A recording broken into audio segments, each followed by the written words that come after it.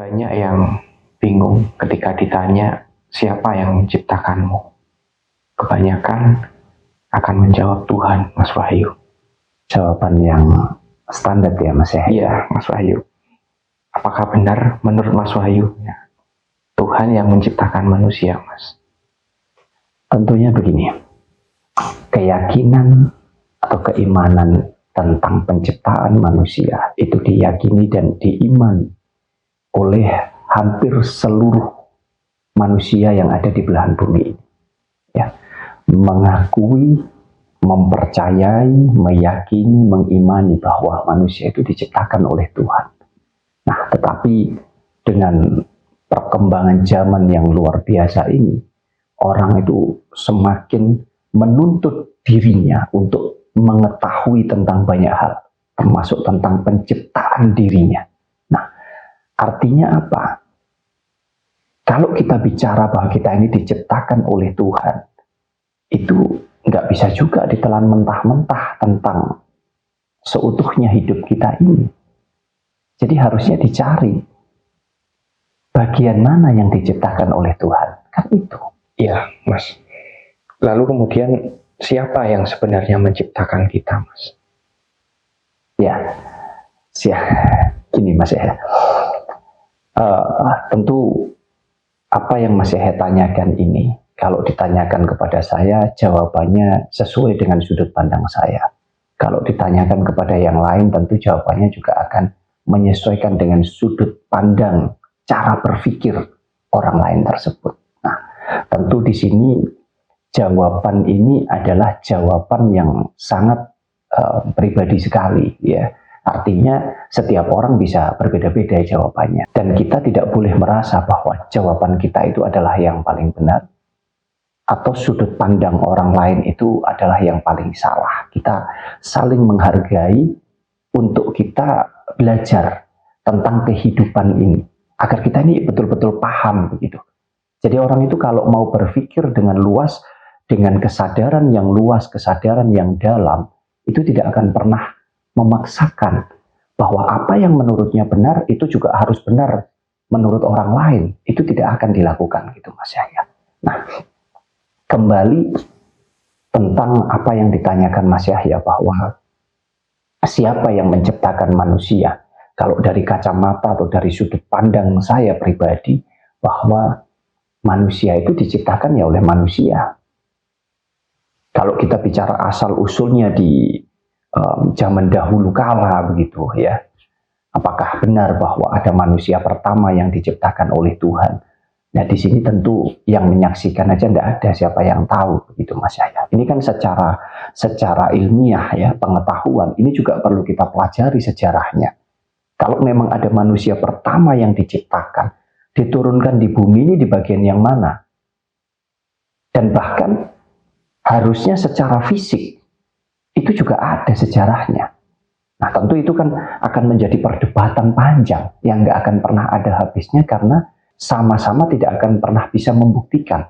Tetapi potensi lebih besar justru ada pada pertanyaan kritis tentang kalau memang iya ada manusia pertama yang diciptakan Tuhan, itu yang menyaksikan siapa, lalu kemudian diturunkan di bumi ini di bagian mana, itu harusnya ada.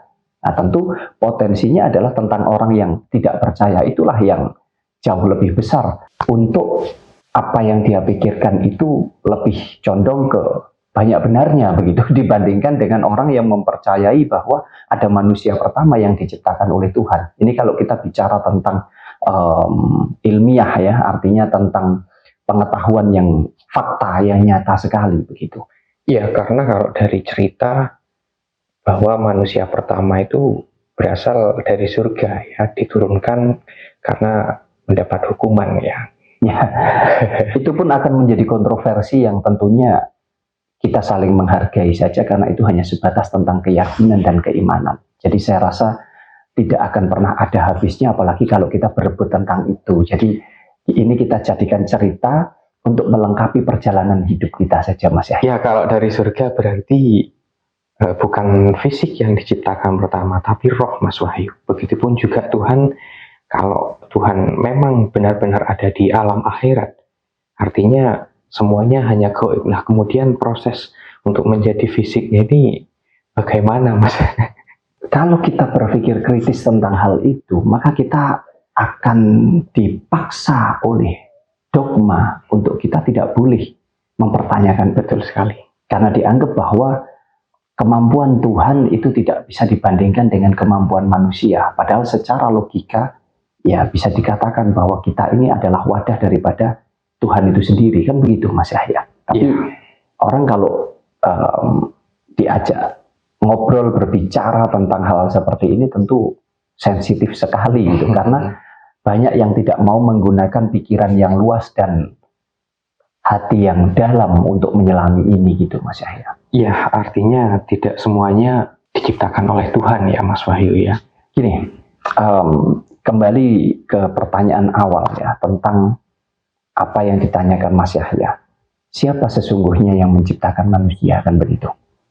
Kalau sudut pandang pribadi saya, yang menciptakan saya saja begitu ya. Yang menciptakan saya kedua orang tua saya. Kalau tidak ada bapak dan tidak ada ibu saya, tidak akan pernah terwujud atau tercipta tubuh fisik saya yang dikasih nama Wahyu ini. Tapi kedua orang tua saya hanya bisa sebatas menciptakan tubuh kasar atau badan kasar ini, tubuh jasmani saya. Makanya dikasih nama Wahyu, dan ketika terjadi apa-apa dengan tubuh fisik ini, maka mereka berdualah, ya pencipta saya, kedua orang tua saya inilah yang nggak akan terima. Saya disakiti orang, mereka nggak akan terima. Saya pergi kemana, mereka akan mencari. Saya butuh apa, mereka akan berupaya untuk menyediakan itu. Gitu loh. Nah, tetapi orang tua saya tidak memiliki atau tidak mempunyai kemampuan untuk menciptakan kehidupan. Atas dasar itulah saya meyakini dan mengimani bahwa tubuh fisik saya ini yang menciptakan kedua orang tua saya, tetapi kehidupan yang ada di dalam tubuh saya ini adalah ciptaan daripada Yang Maha Kuasa atau ciptaan daripada Tuhan. Jadi buat saya Tuhan itu adalah energi, sumber daripada kehidupan. Seluruh yang ada di jagat raya, di alam semesta ini, bukan hanya di manusia, bahkan di rumput, di tumbuhan, di pohon, di binatang, hewan, apapun itu, segala sesuatu yang memiliki kehidupan di alam semesta ini, itu merupakan wadah daripada Tuhan itu sendiri. Makanya kalau kita merasa bahwa kita ini bertuhan, ya sangat penting untuk kita menjaga dan merawat seluruh yang ada di alam semesta ini. Sangat penting untuk kita selalu mengasihi, menyayangi, mencintai segala sesuatu kehidupan yang ada di jagat raya ini. Apapun perbedaannya. Karena justru dari bentuk yang berbeda-beda ini, dari warna yang berbeda-beda inilah, kita akan mampu menyadari bahwa sesungguhnya isinya sama. Saya dengan Mas Yahya itu sama. Yang membedakan hanya tubuh fisiknya. Karena pabrik kita berbeda. Yang menciptakan Mas Yahya ya kedua orang tua Mas Yahya. Yang menciptakan saya ya kedua orang tua saya. Tapi yang menciptakan kehidupan, tidak ada yang lain. Makanya kalau kita meninggal, ya orang tua kita, saudara kita, tidak punya hak apa-apa. Paling nangis sehari, 2 hari. Setelah itu selesai. Karena memang tidak ikut punya. Nah itulah sebabnya sampai di dalam sebuah budaya atau tradisi bahwa kalau orang meninggal, oh ada yang dimakamkan, ada yang dibakar, ada yang diawetkan dan lain sebagainya. Itu bagian daripada prosesi tata cara kita sebagai manusia. Masa iya tadinya hidup baik, punya saudara, punya keluarga, terus mati mau dibiarkan begitu saja? Kan tidak mungkin. Akhirnya ya terciptalah sebuah tradisi itu tadi. Oh harus dimakamkan dan lain sebagainya Mas Yahya. Ya artinya tubuh fisik kita yang menciptakan kedua orang tua kita, lalu kemudian untuk roh kehidupan ya memang itu murni hukum alam ya, begitu ya Mas ya. Bisa dikatakan begitu. Nah ini kan sering orang bertanya ya bahwa wah kamu itu melawan Tuhan. Melawan Tuhan di mana? Ini enggak. Memang pemahaman seperti ini tidak bisa ditelan mentah-mentah begitu Mas. Butuh cara berpikir yang sangat luas sekali dan butuh kesadaran yang sangat dalam sekali untuk menyelami ini. Jadi kalau dikatakan kita diciptakan Tuhan, nah kapan Tuhan menciptakan saya misalkan? Kalau nggak ada kedua orang tua saya. Kalaupun ada kedua orang tua saya, mereka tidak mau melakukan hubungan suami istri dan tidak mau menjaga ketika ada di kandungan, ya nggak mungkin bisa lahir dengan selamat begitu Mas Yahya. Misalkan ada satu kasus Mas Wahyu ketika ada bayi yang lahir cacat Mas. Apakah iya Tuhan itu tega menciptakan makhluknya secara tidak sempurna Mas Wahyu secara fisik? Ya makanya kita meyakini bahwa Tuhan itu maha segala-galanya begitu ya. Kalau kita bicara tentang luar biasanya Tuhan sesuai dengan keyakinan dan keimanan kita kan begitu. Tetapi kenapa kok justru ada banyak saudara-saudara kita yang terlahir dalam kondisi yang kurang sempurna begitu. Saya rasa kita tidak punya hak untuk kita menyalahkan bahwa ini adalah produk bikinan Tuhan. Ini bikinan manusia. Makanya kalau nggak dijaga, nggak dirawat, ya bisa terjadi kecacatan itu. Misalkan ketika mengandung, ya ibu kita kemudian apa istilahnya nggak hati-hati, nggak menjaga, nggak merawatnya dengan hati-hati dari segi kesehatan dan lain sebagainya. Bahkan secara genetik itu sangat berpengaruh sekali. Ya orang yang punya gangguan kejiwaan saja, secara genetik bisa turun temurun, ya keturunannya ke anak-anaknya. Artinya itu sangat berpengaruh sekali gitu. Akan tetapi kalau kita bicara tentang kehidupannya, ya memang kita tidak punya hak untuk kehidupan itu sendiri. Kita hanya punya hak untuk bagaimana kita menciptakan tubuh fisik ini. Makanya manusia itu sekarang sudah pinter-pinter sebetulnya Mas Yahya. Sangat pinter ya. Kalau mau berpikir ya Mas Wahyu. Ya kalau mau berpikir, bisa dikatakan ya kita ini gambaran daripada Tuhan begitu. Bukan kita mengakui bahwa kita ini Tuhan begitu ya. Ini tentu nanti jadi salah ini nanti ya cara memahaminya. Contoh saja, kita nggak punya anak ya, bisa melakukan proses bayi tabung dan lain sebagainya. Ini bagian dari kepandaian loh Mas Yahya. Bahkan kita sekarang ini ya di luar negeri, di Cina dan lain sebagainya, negara-negara maju itu bisa menciptakan apapun. Bisa menciptakan jenis buah-buahan yang baru, bisa menciptakan hewan yang jenis-jenis baru, macam-macam bentuknya, macam-macam warnanya, hasil persilangan antara hewan A dengan hewan B, macam-macam sekali, bahkan tentang penciptaan manusia itu sendiri gitu Mas Yahya. Ya sebenarnya itu bukti bahwa ya kita yang menciptakan itu sendiri ya Mas ya. Sederhananya mungkin begini. Ya kita ini gambaran daripada Tuhan, atau kita ini wujud wadah daripada kehidupan yang memang Tuhan itu sendirilah sumber kehidupannya. Nah tinggal kita mau berpikir secara luas atau tidak, kita mau berkesadaran yang dalam atau tidak untuk kita memahami itu semua Mas Yahya. Jadi kalau dikatakan bahwa Tuhanlah yang menciptakan kita gitu, ya kita yang mana ini kan begitu Mas Yahya. Makanya sebelum kita sibuk untuk mencari dan mengenali Tuhan begitu Mas Yahya, seperti apa wujudnya, mungkin bentuknya, berada di mana, ya kita belajar itu sebetulnya dari diri kita sendiri. Kita belajar mengenali Tuhan itu dari diri kita sendiri. Belajar berkesadaran, siapa sih yang menciptakan kita? Kalau menurut saya tadi kan kedua orang tua kita, ya itulah Tuhan kita yang nyata begitu. Bapak dan ibu kita. Kalau kemudian ada yang menanyakan, bagaimana kalau kedua orang tuanya sudah meninggal, berarti sudah nggak punya Tuhan. Nah ini kan orang-orang yang cara berpikirnya sangat sempit sekali. Gitu. Saya sampaikan bahwa kita belajar itu dari dalam diri kita sendiri, berkesadaran. Supaya jangan mengaku-ngaku bahwa kamu dekat dengan Tuhan, kamu mengenali Tuhan melalui agama, melalui kepercayaan, melalui keyakinan apapun, tapi kamu tidak kenal dengan siapa diri kamu sendiri.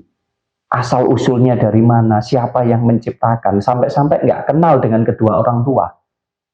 Apapun alasannya, mau sebaik apapun dan seburuk apapun, bapak dan ibu kita, ya mereka lah Tuhan kita yang nyata gitu. Tuhan atas tubuh fisik ini. Kalau nggak ada mereka berdua, nggak akan pernah ada kita. Dan Tuhan kita yang gaib adalah yang menghidupkan kita ini. Artinya sumber kehidupan ini itu berasal daripada Tuhan. Makanya kalau orang mau belajar ngaji, orang mau belajar tentang kehidupan ini, nggak usah jauh-jauh, nggak usah sibuk membaca kitab, nggak usah sibuk membaca buku, nggak usah sibuk pergi ke Yahudi sana, pergi ke Mekah dan lain sebagainya, atau mungkin ke Hindia dan lain sebagainya, nggak usah. Tapi sibuklah untuk mengenali siapa diri kamu yang sesungguhnya.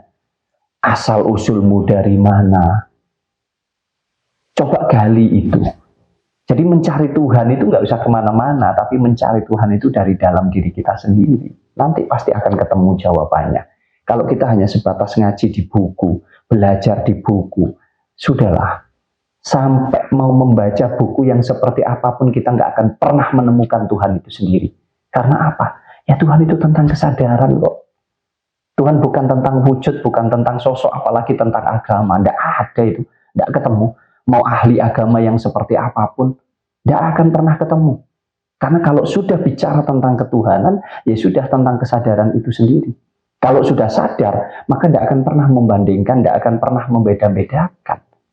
Nah, apa yang kita jalani saat ini, kita kritis terhadap sesuatu hal, oh kita melakukan ini, itu semua wujud daripada kita mempelajari kesadaran yang ada di dalam diri kita. Supaya apa? Ya supaya hidup ini semakin damai, Mas Yahya. Arahnya ke sana. Kesimpulannya memang yang menciptakan kita tidak sepenuhnya Tuhan ya Mas Wahyu. Tuhan hanya menciptakan kehidupan. Tuhan itu adalah sumber energi ya Mas ya. Kemudian menghidupi tubuh fisik kita gitu ya Mas ya. Ya, lebih tepatnya mungkin begini Mas ya. Kita punya dua unsur di dalam tubuh kita, yaitu kehidupan jiwa dan kehidupan raga, yang mana dua-duanya saling menghidupi ya. Jiwa kita juga menghidupi raga, raga kita secara otomatis juga menghidupi jiwa kita. Maka di situ kita dituntut untuk menjaga dan merawat keduanya. Yang artinya kalau semua seolah-olah apa kata Tuhan, seolah-olah semuanya diciptakan oleh Tuhan, tidak akan pernah bisa hidup kita ini Mas Yahya.